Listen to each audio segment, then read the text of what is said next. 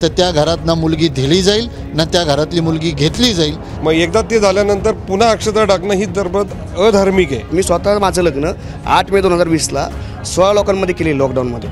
पण माझं काही नुकसान झालं का? तिने 7वीच्या मुलावर लग्न करणं पसंत केलं। लग्न झालं का तर घरी 2-4 गाड्या आहेत, बंगला आहे, पैसा आहे। त्याच्या गाड्या किती आहेत, बंगले किती आहेत ह्याच्यावर जास्त भर दिला जातो। काही लोकांना ते राहणीमान दुसऱ्याच्या जीवावर हवंय। तुम्ही तुमचं कष्ट करून तुमचं राहणीमान तुम्ही विमान घ्या, नो प्रॉब्लेम। आणि सासूनी कितपत अछावे आपल्या हातात ठेवावेत किंवा मुलीकडच्यांना लुबाडून 100% मराठ्यांच्या मध्ये हे होत नाहीये। अनेक घरांमध्ये असं आहे। लग्नात मोठा बडेजाव केला जातो, नेते मंडळींना बोलवलं जातं, मोठ्या थाटामाटात लग्न लावलं जातं। मात्र लग्नानंतर त्या मुलीचा छळ होतो आणि त्या मुलीला आत्महत्येस प्रवृत्त करून तिला आत्महत्या करायला भाग पडलं जातं। हे प्रकरण सध्या महाराष्ट्रात मोठ्या प्रमाणात गाजतंय। वैष्णवी हगवणे हिनं या सगळ्या छळाला कंटाळून अखेर आयुष्य संपवलं। मात्र यानंतर एक नवीन पाऊल आता पडताना दिसतंय आणि ते पाऊल मराठा समाज त्यांच्या सगळ्यांना एकत्र घेऊन तो पायंडा पाडताना दिसत आहेत। मराठा समाजात असे अनेक पायंडे आहेत की मोठे मोठे लग्न करायचे, बडेजावपणा करायचा, असं अनेक आत्ता दिसतंय। 3-3 लाखाचे मेकअप असू देत किंवा 1.5 लाखाची पैठणी, असं सगळं या सगळ्या प्रकरणात दिसलं। मात्र जर लग्न छोट्या प्रमाणात केलं आणि हुंडाबळी किंवा हुंड्याचे प्रमाण कमी केलं तर हे सगळं छळ थांबू शकतो, असे सगळ्या मराठ्यांचं आत्ता मत आहे। आणि याच लग्नासंदर्भातली आचारसंहिता असू देत किंवा समाजासंदर्भातली जी काही आचारसंहिता आहे ती मराठा समाजानं एक बैठक घेतली आणि त्यात अनेकांना आपापले मतं मांडले आणि त्यातूनच एक नवीन आचारसंहिता म्हणू देत किंवा एक नवीन पायंडा पाडण्याचा प्रयत्न करतायत आणि प्रत्येक मुलीच्या पाठीशी आपण बाप म्हणून उभं राहिलं पाहिजे हे देखील सांगण्याचा प्रयत्न करतायत। माझ्यासोबत हे सगळे मराठा समाजाचे बांधव आहेत आणि त्यांनी हा चांगला इनिशिएटिव्ह आत्ता घेतले। माझ्यासोबत अरविंद दादा आहेत। सगळ्यात चांगला इनिशिएटिव्ह दिसतोय। एकीचा तर बळी गेला पण बाकी अनेक मुली या सगळ्या इनिशिएटिव्हमुळे वाचू शकणार आहेत। वैष्णवी हगवणे हा फक्त एक मुलगी नाही तर ती एक प्रवृत्ती जी झाली आहे पुणे शहरामध्ये, महाराष्ट्रामध्ये। त्यासाठी ज्या वेळेला हे घडलं त्यावेळेला आम्ही सगळे व्याकुळ होतो। त्या जागी आम्ही आमची मुलगी पाहत होतो। म्हणून मी सर्व मराठा समाज प्रस्थापित जे ज्यांच्या समाजामध्ये शब्दाला किंमत आहे त्यांना मी विनंती केली की कुठेतरी आता ही सुरुवात झाली पाहिजे, आपण या बसा। म्हणून पहिला ठराव हाच झाला की अशी जर वैष्णवीसारखी जर दुर्घटना जर कोणत्या घरामध्ये जर परत कधी घडली, जर ती अशा कोणत्या मुलीवर जर अत्याचार झाला तर त्या घरात ना मुलगी दिली जाईल ना त्या घरातली मुलगी घेतली जाईल, असा ठराव सर्वप्रथम आपण सगळ्यांनी मिळून करूयात। त्याचबरोबर इथं अनेक दुसरे समाजातले होते, त्यांनी बडेजावपणा, खर्च असेल, गाड्या देणं असेल, वेळेवर लग्न लागत नसेल किंवा जो काही शूट प्री वेडिंग शूट करतात त्या प्री वेडिंग शूटमध्ये अवाजवी खर्च आणि ते ज्यांच्याकडं पैसा आहे ते करतात, ठीक आहे।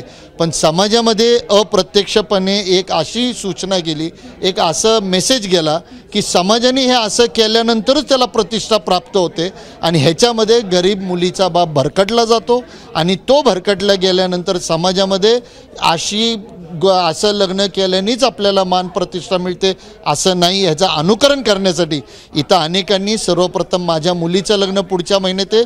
मी 200 लोकांपेक्षा जास्त लग्नामध्ये करणार नाही, मी कुठेही बडेजावपणा करणार नाही असं स्वतःहून इथं कबूल केलं। हेच अनुकरण आता आम्हाला मध्यमवर्गीयांना द्यायचं। कारण मराठा लोकांच्या लग्नाचे रील्स व्हायरल होतात आणि ते बघून अनेक समाजातले लोक तेच करताना दिसतात। अर्थात अनेकांकडे पैसा असतो, अनेकांकडे नसतो, मात्र जमिनी विकून असू देत किंवा घर गहाण ठेवून असे सगळे प्रकार केले जातात। याच्याकडे कसं बघता? मराठा समाजामध्ये बडेजावी लग्नांचं अनुकरण, त्याचं प्रतिष्ठाकरण, त्याचं राजकीयकरण झाल्यामुळं एक त्याला वेगळं स्वरूप प्राप्त झालेलं आहे। आणि ह्या वेगळ्या स्वरूपामुळं काय झालं की मराठा समाजातलं उच्च मध्यमवर्गीय शेती विकून लग्न लावण्याची प्रथा ही कुठंतरी कमी झाली पाहिजे, त्याच्यावर आज या ठिकाणी चर्चा झाली। आता ह्या चर्चेमध्ये सगळ्यात जो महत्त्वाचा मुद्दा आहे की लग्न वेळेत लावलं पाहिजे, त्यानंतर त्याच्यामध्ये हुंडा पद्धत कमी केली पाहिजे आणि एक अशी सूचना ह्याच्यामध्ये आली की बाबा सकाळी तुम्ही लग्न लावलं तर पुन्हा सप्तपदी झाल्यानंतर पुन्हा संध्याकाळी अक्षता टाकण्याचा जो प्रकार मराठा समाजात किंवा बऱ्याच ठिकाणी सुरू झाला आहे, तो विधीत कुठेच नाहीये। नाही, विधीमध्ये एकदा सप्तपदी झाली की हिंदू मॅरेज ॲक्ट प्रमाणे ते लग्न पूर्ण होतं। मग एकदा ते झाल्यानंतर पुन्हा अक्षता टाकणं ही तरबद अधार्मिक आहे। परंतु लोक काय करतात, सकाळी एक लग्न लावतात आणि परत संध्याकाळी ते लग्नच असतं। तर ह्या प्रथा समाजामध्ये बंद झाल्या पाहिजेत आणि विशेषतः आज पुणे शहरातले जी मराठा समाजातली नामवंत मंडळी आहेत त्यांनी स्वतः हे मान्य केलेलं आहे की आता आमच्या घरातली लग्न आम्ही जेवढी आटोपशीर आणि साधी करण्याचा प्रयत्न करू. हा सकारात्मक बदल आहे आणि त्याची लोक कॉपी करतील. आता आपण जर बघितलं तर वैष्णवीच्या वडिलांनाही याच्यात काही प्रमाणात आपण दोषी ठरवू शकतो. जेव्हा मुलगी रॅट किलर खाऊन घरी येते आणि तिला पुन्हा एकदा सासरी पाठवलं जातं तेव्हा तिच्या बाबांनी तेव्हा सांगायला पाहिजे होतं तिला की आता सासरी जायची गरज नाही, मी सक्षम आहे तुला. वडील आणि आई वडिलांची जबाबदारी तेवढीच आहे, जेवढे सासरकडे मी दिल्या घरी सुखी राहा असं म्हणून न चालता आम्ही आहोत हे सांगणं आता गरजेचं वाटतंय. हे सांगणं खूप गरजेचं आहे. आणि आज जे बैठक झाली त्या बैठकीमध्ये सर्व राजकीय पक्ष, सर्व समाजातील सर्व घटकांनी एक मुखाने मान्य केलं की आपण आपल्या मुलीला सक्षम करायलाच पाहिजे, शैक्षणिक सक्षम करायलाच पाहिजे. त्याचबद्दल तिला तिच्या पायावर आणि तिच्या मनगटावर ताकद द्यायला आपण कमी पडतोय का, हा पण आज सगळ्यांनी विचार केला की आपण फक्त शिकून मुलीला मोठं करून उपयोग नाही आहे, तर तिला चार समाजातल्या लोकांशी कसं सामोरं जायचं ह्या गोष्टीचा पण सगळ्यांनी गांभीर्याने विचार करायला पाहिजे. आणि दुसरा एक महत्त्वाचा गोष्ट की ज्या लग्नामध्ये बडेजावपणा जे करतात, ज्या बडेजावपणापायी ह्या घटना घडतात, त्या मोठ्या समाजाने म्हणजे आमदार, खासदार, नेते लोक ह्यांनीच अनुकरण करण्याचं स्वतःहून कबूल केलं की आम्ही ह्या गोष्टी टाळणार आहोत. आणि ही सगळ्यात आजच्या बैठकीतली सगळ्यात महत्त्वाची घटना की सगळे नेते लोक स्वतःहून म्हणले की आम्ही ह्या गोष्टीकडे जाणार नाही, आम्ही आमच्या समाजाच्या भल्यासाठी आम्ही ह्या गोष्टी नाकारणार आहोत, जेणेकरून आम्हाला कोण कॉपी करून या चुकीच्या गोष्टी घडू नयेत आणि एखाद्या आपल्या समाजातील मुलीचा किंवा मुलाचा अशा अपरिचितरित्या जीव जाऊ नये यासाठी आम्ही सगळेजण दखल घेऊ. लग्नात थाटमाट केला जातो, राजकारणी बोलवली जातात कारण तर त्यांना प्रतिष्ठा जपायची असते की हे आमच्या ओळखीचे, आमच्या लग्नात पण येऊन गेले.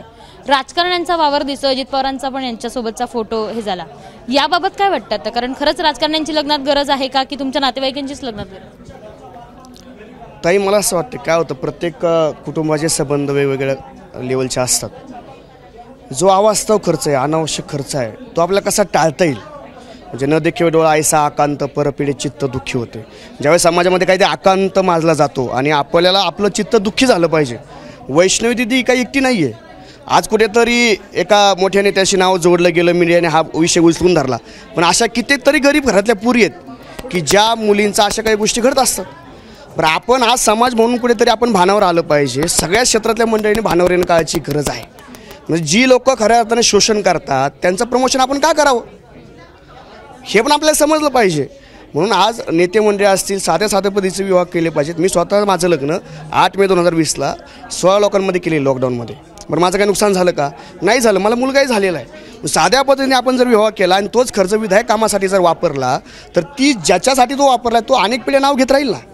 म्हणजे हा विषय वृत्तीचा आहे आमचा मूळ. आणि मला एक मीडियाला एबीपी माझ्याच्या माध्यमातून सांगायचं आहे, कुठे काय झालं की गुन्हेगारीचा मुळशी पॅटर्न, कुठे काय झालं की छळाचा मुळशी पॅटर्न, हे असं सांगू नका.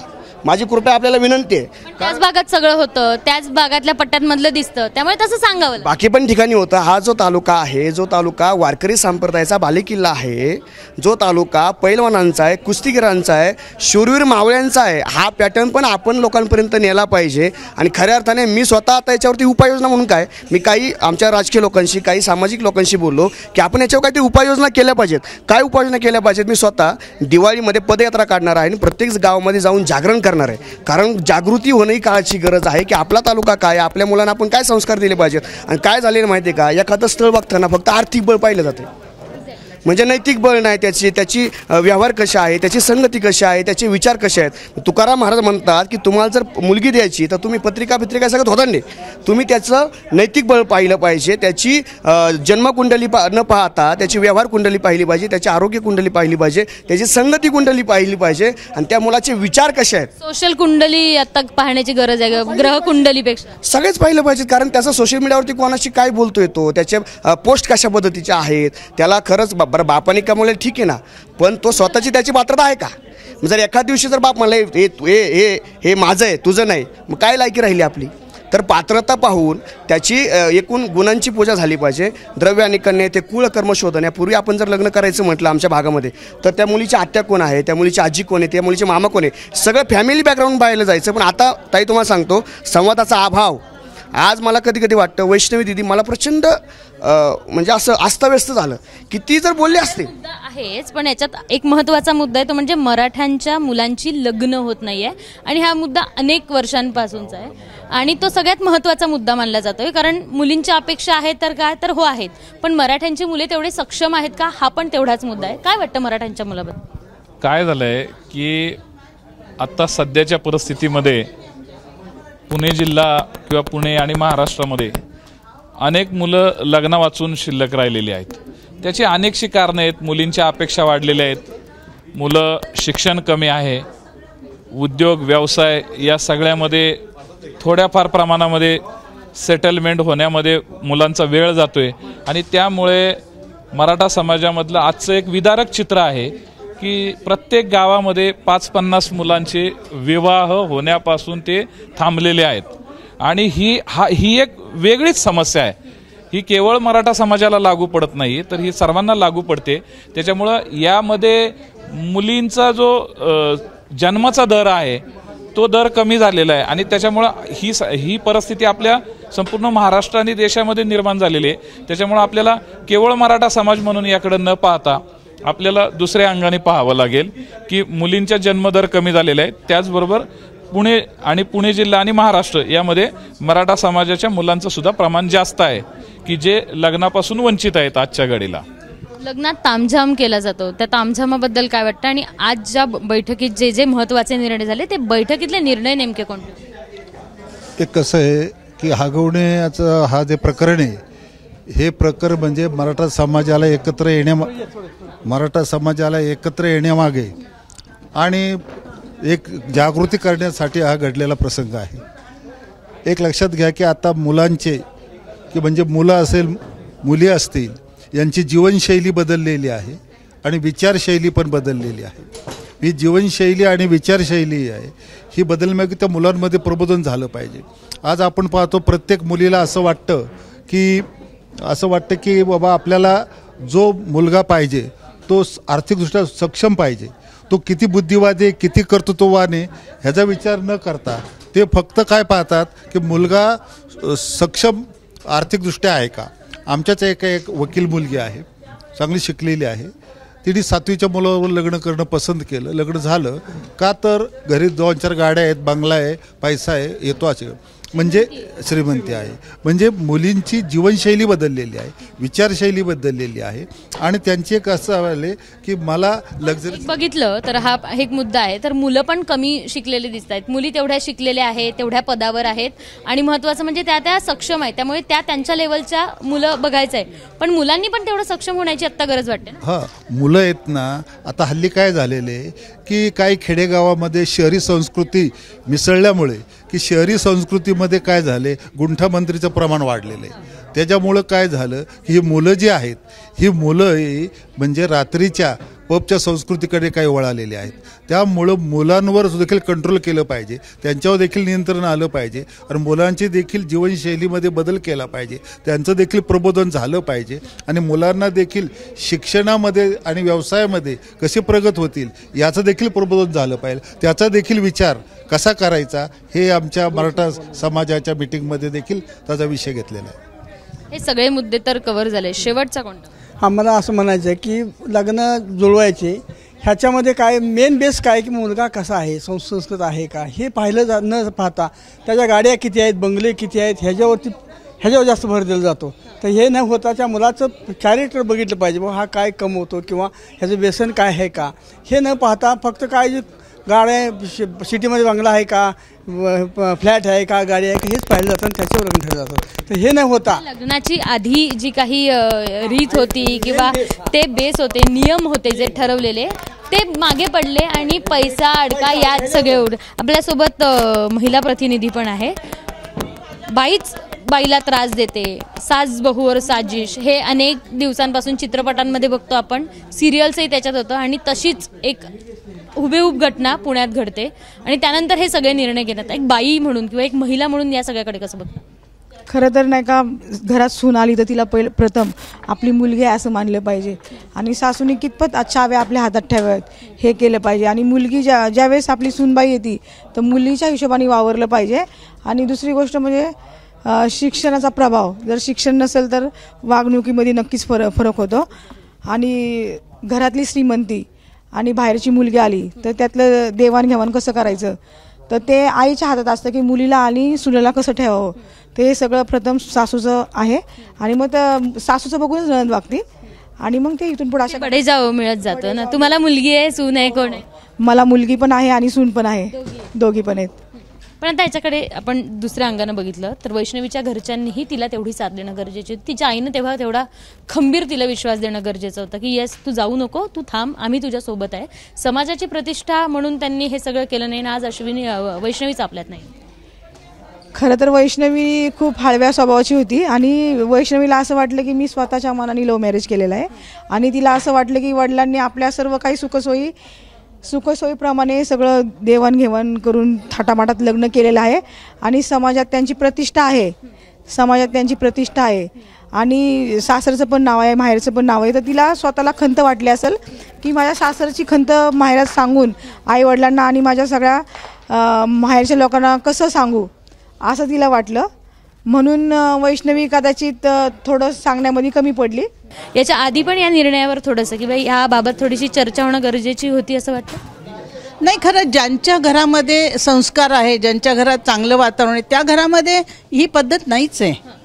लोक आपल्या खर्चाने करतात लग्न मोठी, परंतु समोरच्याला त्रास देऊन किंवा मुलीकडच्यांना लुबाडून 100% मराठ्यांच्यामध्ये हे होत नाही आहे. अनेक घरांमध्ये असं आहे की साधेपणाने किंवा आपल्या ह्याच्यात ज्या पद्धतीनं करायचं ते त्यांनी त्यांच्या जीवावर ते करतात. परंतु मुलीला लुबाडून हे करणं हे याच्या अगोदर सुद्धा अनेक घरामध्ये असं काही होत नाही. मुलींना अत्यंत चांगलं वागवलं जात आहे. तर अनेक ठिकाणी आहे हे. पण आता हा एवढा संस्कार बिघडला त्याच्याकडे थोडंसं दुर्लक्ष झालं. आता याच्यामुळे याची गरज आहे हे लक्षात आलं. हे या सगळ्याची काय कारणं असू शकतात? आता सध्या सोशल मीडिया आहे, त्याच्यानंतर बाकीची पण अनेक कारणं. नाही, याची सोशल मीडियापेक्षा याची कारणं अशी आहेत की आपला आता आपण पाहिलं ना काल आपला भारत देश 4था झाला आहे जगामध्ये. आपल्याकडे इन्कम वाढलंय, पैसे वाढलेत, राहणीमान वाढलंय, पण काही लोकांना ते राहणीमान दुसऱ्याच्या जीवावर हवं आहे. तुम्ही तुमचं कष्ट करून तुमचं राहणीमान तुम्ही विमान घ्या, नो प्रॉब्लेम. आलं का? अनेक आपल्या पुण्यामध्ये अनेक 5-6 लोकांची स्वतःची विमानं आहेत ना आणि त्यांना प्रतिष्ठा पण आहे. परंतु तुम्हाला जे काय पाहिजे ना ते दुसऱ्याच्या जीवावर पाहिजे आणि ही घाणेरडी मानसिकता आहे, ही लुबाडू थोडक्यात. तर त्या प्रवृत्तीमुळे आज हे होतं आहे. नाही तर गाड्या वापरणं किंवा ह्याच्यावर कोणाचं ऑब्जेक्शन नाही आहे. असं झालेल्या सगळ्या कुटुंबियांवर तुम्ही बहिष्कार टाकणार? मग असे म्हटलं हगवणीवर पहिले बहिष्कार टाकणार? नाही, मी असं म्हटलेलं नाही आहे, परंतु समाजाचा तो निर्णय होऊ शकतो. आता आज पहिली मीटिंग झाली, याच्यातनं समाज जो काय निर्णय घेईल तो सगळ्या समाजाला बंधनकारक राहील. मराठा समाजाने निर्णय आहे बहिष्कार टाकणं किंवा हा मोठा निर्णय हा समाज मिळून घेईल. समाजाचे लीडर्स किंवा सगळे मिळून घेतील तो विचार. एकट्या दुकट्याचा कोणाचा तो विचार नाही. मराठा समाजानं हे सगळं प्रकरण आल्यानंतर एक बैठक घेतली आणि त्या बैठकीत लग्नाच्या बाबतच्या आचारसंहिता असू देत किंवा हुंडा आणि बेटी आणि रोटी या सगळ्या संदर्भात चर्चा केली आणि महत्त्वाचं म्हणजे अनेक महत्त्वाचे निर्णय देखील त्यांनी घेतले. खरं तर हा इनिशिएटिव्ह सगळ्यात महत्त्वाचा असू शकतो आणि हा पायंडा येत्या पुढच्या सगळ्या पिढी जर पाळल्या तर अनेक समाजही सुधारक हा चांगला महत्त्वाचा निर्णय ठरू शकतो. कॅमेरामन अमोल गवाळेसह शिवानी पांढरे, एबीपी माझा, पुणे.